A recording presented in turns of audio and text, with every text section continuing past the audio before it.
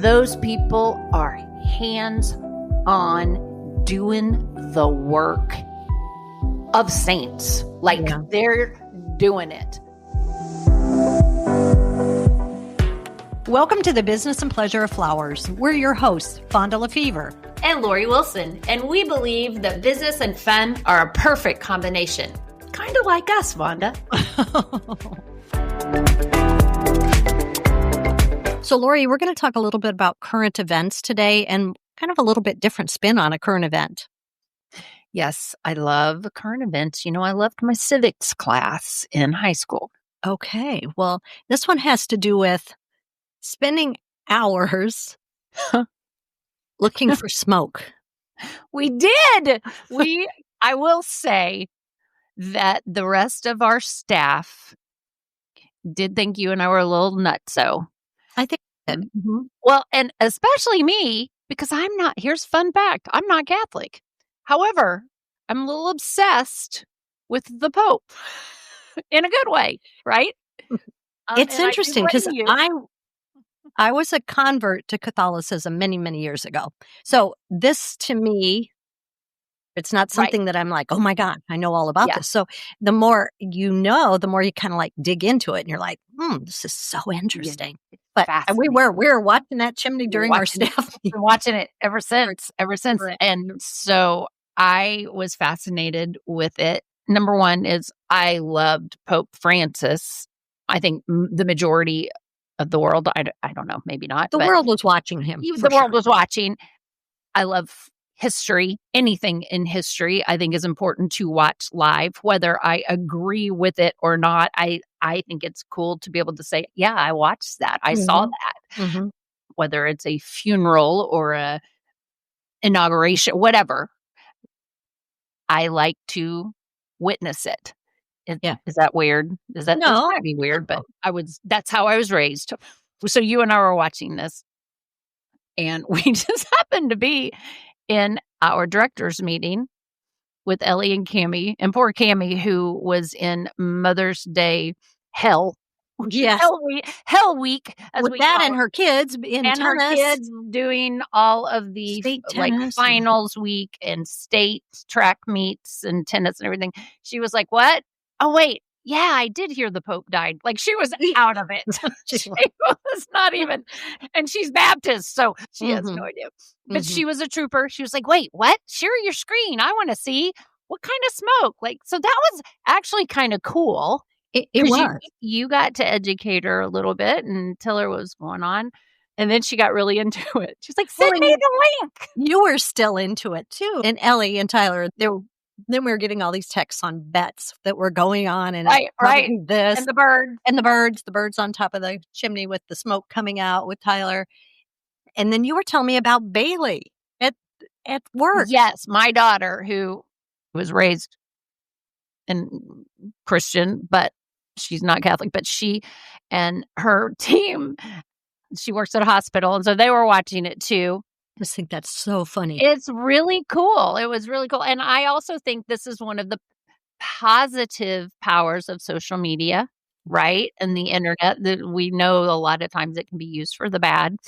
But this is where it was, I think, a beautiful thing. And there were times while we were watching this that you and I both, because we know each other so well, we were getting choked up. Yeah. Many times. One of the times we're seeing the crowd in all of the different countries and the flags and the hugging. And I'm like, wow, I love this so much. So united. Everyone in those hundreds of thousands of people. It was beautiful. Yeah, we're just united. They all came together for one thing. And I was like, this is powerful. This is absolutely powerful with everything that's going on in the world. And to see this and so much love and beauty, it was just beautiful.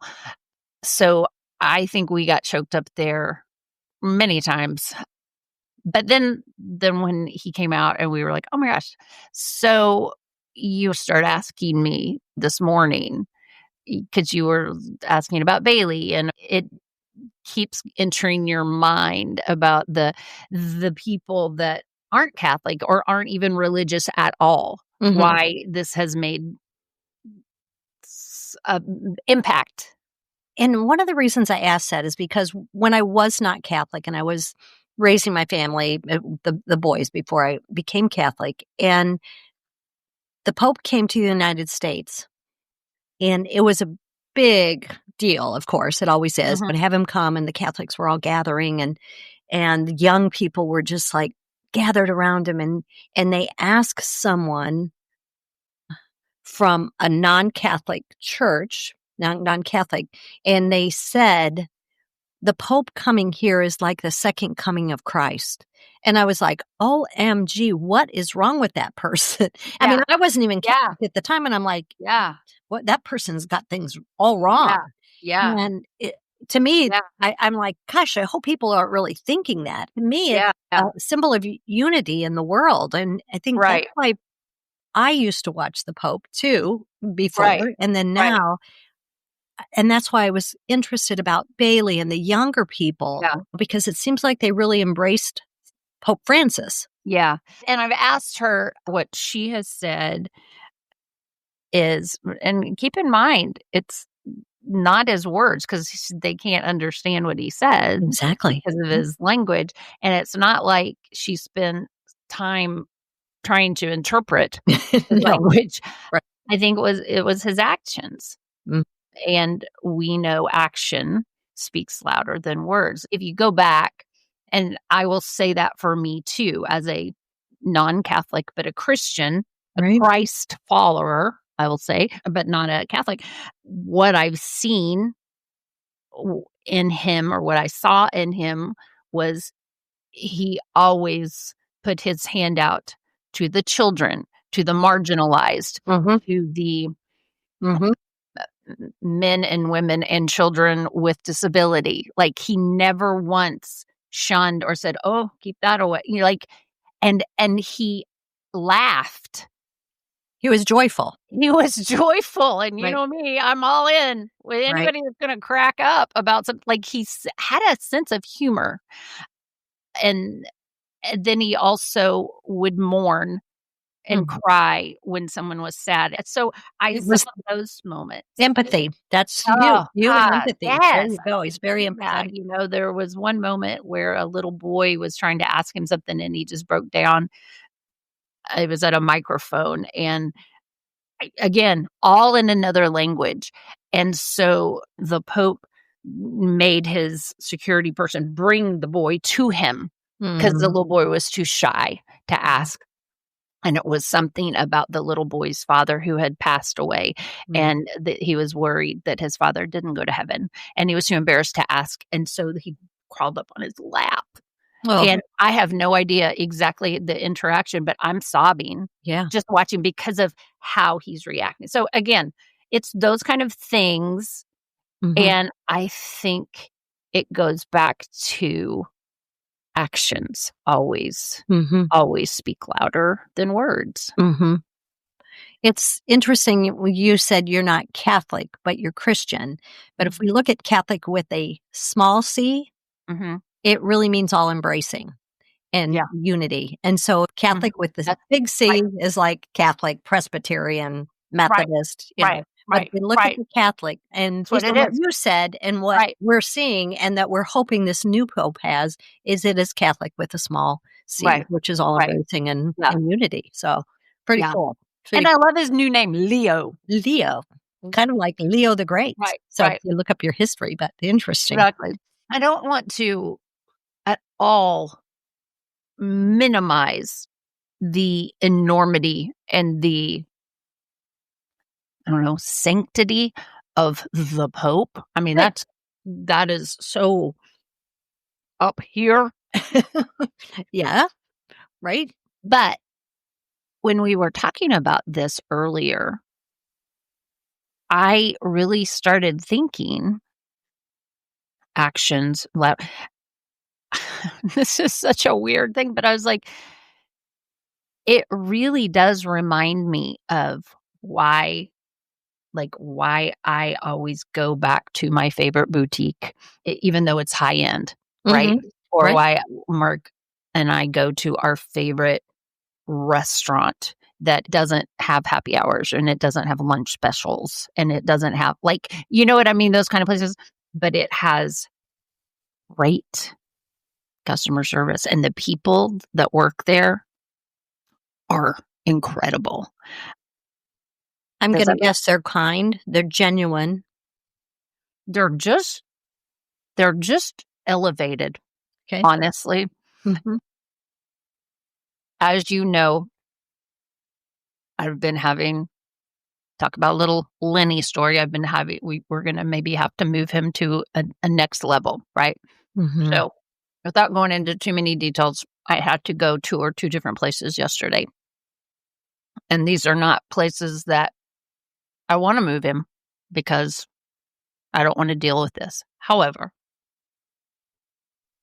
and I don't want to get emotional, but one of them, it's okay. I will, right? One of the places is pretty freaking expensive. All of these places are, which is a whole nother conversation that makes right. But man, I'm watching those employees. They are fantastic. Mm. Those people are hands on doing the work of saints. Like they're doing it. And I'm like, dang it.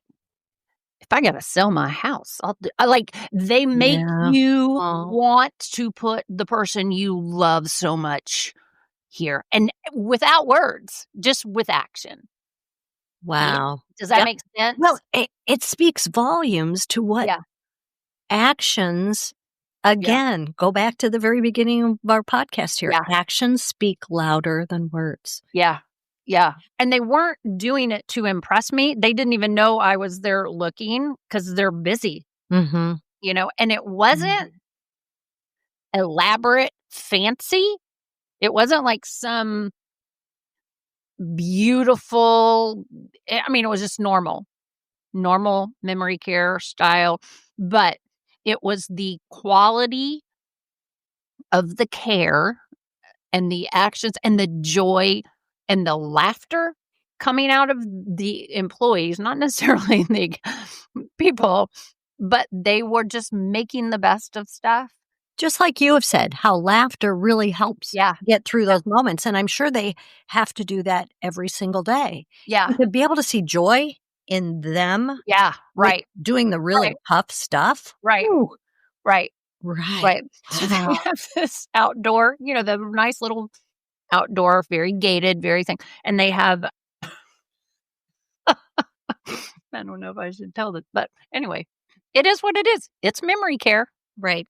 And they had these little built like planter boxes because they do some gardening because some of the men and women love to garden. And so it's very beneficial. And I've seen this in a lot of places, but you have to push a button to let someone out and then come back in, even though it's gated. So there was a couple of people out there, some men, and this woman that was kind of giving us a tour was kind of pointing, showing us out there, the beautiful area. And she was like, oh yeah, there's so-and-so and so-and-so, and your dad would love it because there's these men. And she kind of stopped and she goes, oh, and there's, I don't know, Bob. We're just going to call him Bob. And he was over by the planter. And we all kind of tilted our head because we're like, what's Bob doing? And she's like, oh no. She's like, Amanda, Bob's peeing in the planter. And she goes, Bob owned a farm. He used to peeing outside. And I'm like, well, that isn't my dad would do. And my sons. I mean, this was a thing back when we lived in Ohio. Like, well, sure, it is what it is. It is. Well, yeah. That's hilarious. Just peeing.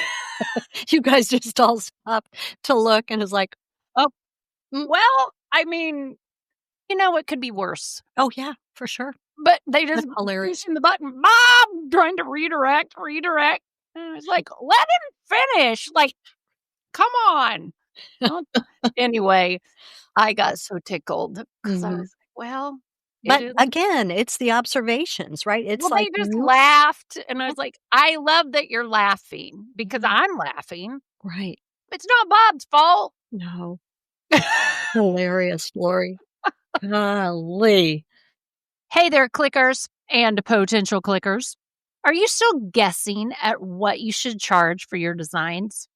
If words like uncertainty and inconsistency are familiar to you, you're not alone. Too many florists are relying on LLP, looks like pricing, and it's costing them profit. It is time to weed out the worry and grow your no. Ooh, I love that, Lori. So join us for our upcoming webinar, and we're going to break down easy to understand, easy to execute pricing methods that actually make you money, not just pretty arrangements. Plus, you're going to get a sneak preview of the Flower Click Advantage, our tools and strategies that take guesswork out of pricing for good. Stop guessing, start growing. See you there. Speaking of guessing, Vonda, when are we hosting this webinar? Well, that's a really good question, Lori. We're hosting that on June 4th, and that'll be 1 o'clock Pacific time, 2 o'clock Mountain time, 3 o'clock Central time, and 4 o'clock Eastern time. Right. And if they want to make it easy, just make sure they're signed up for our emails. They can go to flowerclick.com and get signed up for our emails, and they'll get all the information there. Somehow, all of this always brings me back to that feeling of the culture of your business. I swear, I know it sounds crazy, but no, walking into of a boutique, walking into a flower shop, walking into a restaurant, walking in, you can have that same feeling. Mm-hmm. Yeah. Of, wow, these people, they have fun here. Right. You're looking them at the back and they're working like crazy. They're like, especially last week when everybody was nuts for Mother's Day, to look at them and they're not like at each other and they're like having fun and laughing and they're working like little dogs over there. And you're like, oh my gosh, they're having fun. Right. And it doesn't have to be fake. You can still mess up and you can still have stress, but it's authentic joy in the midst of chaos. It is. It is. I used to say in those moments, many moments during the holidays, are we having fun yet? Right. Because then people are like, oh, I'm going, okay, come on, lighten up. Just, we need to be enjoying this because it's a lot of work, but think of how many people we're making happy. But anyway, again, actions speak louder than words. Yeah. True. I talked a lot about using the restaurant industry as an example. Yeah. To the world. And there are a lot of similarities, but my son works in that industry. And I think it's so interesting to me that in his job, he makes great money because he works on tips. Like, he has to do a good job. He works at a high-end steakhouse. But when he's not at work, like, he's very, him. I mean, he's very quiet. That's what I was going to say. Reese is a man of few words. Very few words. Very introverted. Super handsome young man, let's say. Yes. And I sat close to him at the wedding, so I talked to him a little bit. Very quiet. Very few words. Very few words. Like, you would think he would be like some computer nerd, right? But like, he's not at all. He's never on his computer. He's just anyway, nice young man. Very nice. Very, very few words. But when he goes to work, like, he will walk in and they'll say, you have however many tables or reservations tonight. You have all of these requests. Like, he's got return customers. Like, people request him. Wow. And he's got like all of this. He has people giving him Astros tickets. Wow. No, it's crazy. And I'm like, are you like multiple personality? Like, what is this coming from? But it's a whole different, he just gets in this zone and it's an experience. He comes to life and he goes above and beyond. And he loves what he does. Yeah. And he's like, it's just, you go in and he goes, I love to give them this experience. And they see it in him. And yes, he's handsome. I'm sure that helps. Sure. But if the person, I mean, that only goes so long. You can be a total jerk and nice, and your customers aren't going to like you. And they're not going to request you. They're not going to request sure. you. They're never going to come back. Right. But, he goes above and beyond. If he finds out it's something special, he always gives them something extra. It may be little, but who doesn't love something extra? Right. Maybe it's a little appetizer, a little dessert, or a little something. And they always. So it's interesting, Lori, because as you've said, he's quiet. He seems more reserved, but his customer service skills are exceptional. Mm-hmm. Now, let's go back to how Reese was raised. He knows how to treat people.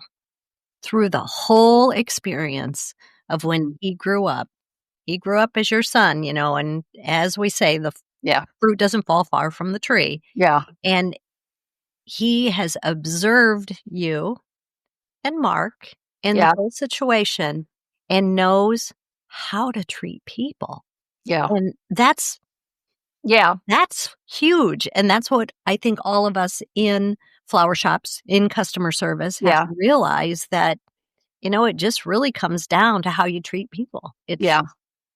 Well, and that's a really good point. And I think that's why hiring is hard. Mm-hmm. I mean, so many of our flower shops right now are struggling with finding employees. And then you get one, and then 3 days in, you're like, man, this person's a jerk, or this person is not going to work out. And maybe they had some other random mask on during the interview, because you don't know how they were raised. You don't. Yeah. But that makes a world of difference. You can change, right? Because Dr. Nicole Price talks about empathy and how you can learn empathy, but you have to want to. You have to want to make that change. Right. Right. I was telling you the other day that we always talk about skill versus will, right? Mm-hmm. You don't always have to hire for skill, hire for will to want. But I like the new one that I heard Simon Sinek talk about, because it also rhymes, is hire for desire. Yeah. Hire somebody that you see the desire, the passion for wanting to work. It doesn't have to be, oh, I'm so passionate for flowers. Right. It's just like you see some sort of passion in them. Yeah, it's interesting you bring that up, because just this week on social media and Facebook, there was a question in one of the groups that's like, I have a 15-year-old who has come to me that wants to work this summer. She wants to be an intern. What are your thoughts? I know the parents. It was almost negative. And somebody's like, just check your laws to see if you can have somebody, or you can have them into shadow. And, and then others were like, hey, I started when I was 15, and oh my gosh, I would not change it for the world. You need to be a good mentor. You need to help this person. And then somebody's like, yeah, but you have to be careful, because especially if it's a parent and you do something wrong, it's like, it was like, no, encourage this person, Oh, it's crazy. Talk about a desire. They had a desire. And talk about squelching. Don't do that. Gosh. Yeah. Don't do that. Well, I mean, think about, you started when you were 14? I did. Yeah. And you will say, though, because we've talked about it, it all depends on who hires you. It depends on your mentor. It will make or break. Mentor will make or break. And that's what we have to worry about in this industry, because especially if you're having a bad week and that's the first time that person starts, they're like, ooh, man, I don't think I want to be in this industry. Yeah. That terrifies me, honestly. Yeah. I think back to, I don't remember how many years ago it was. It was at one of the Next Gens, and I had been speaking on something. I can't remember which one it was. It was the Q&A part. I can't remember if I was on a panel. I don't remember. I've slept since then. But someone in the audience was asking me. They had been working only like 8 months, but the boss had sent them to Next Gen, which was great. Mm-hmm. But the manager was the one they were really struggling with. And they were getting really, really discouraged, because they liked the industry and they had a bunch of new ideas. And the boss brought her in as an assistant manager. Okay. So she was trained to be over people, but the manager was conflict. Like she was really, anyway, she's like, I don't know what to do. And so my advice to her was be the leader you wish you had. You cannot change that person, Right. right? Right. But you have the power to make or break the people underneath you. Yeah, that's How excellent. they see this industry. Yeah. So the person that was her boss that hired her probably modeled well, but then the manager, middleman was the Middleman. toxic. Jeez, but The that's a manager was- great advice. Yeah. Great So advice. you got to just remember, okay, it's all on me now. They're watching me. They're watching me. They're watching. I got to filter this person, Uh-huh. but I have to lead these people. Yeah. And Really it was great. just like a whole new perspective.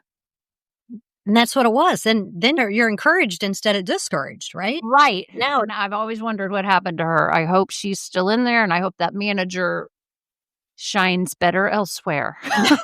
hopefully she Right. is shining better And I out well. feel like that manager was probably threatened because of all the ideas that this young girl was bringing in.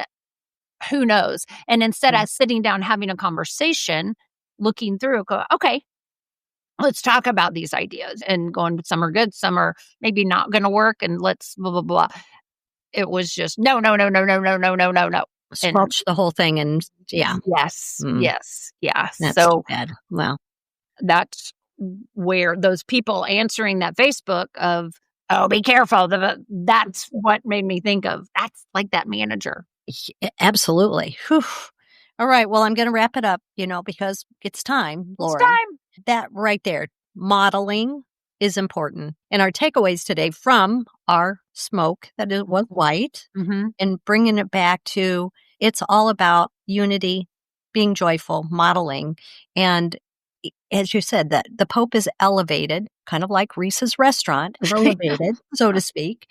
But we all are being watched in modeling, and being joyful and unifying things are super important. And I'm just going to leave you with this, because when we talk about modeling, Pope Leo is from the Augustine order, and the Augustinians, it was St. Augustine who said, speak the gospel at all times, only when necessary, use words. And so I think that's what we're going to have emerging from what we're going to see.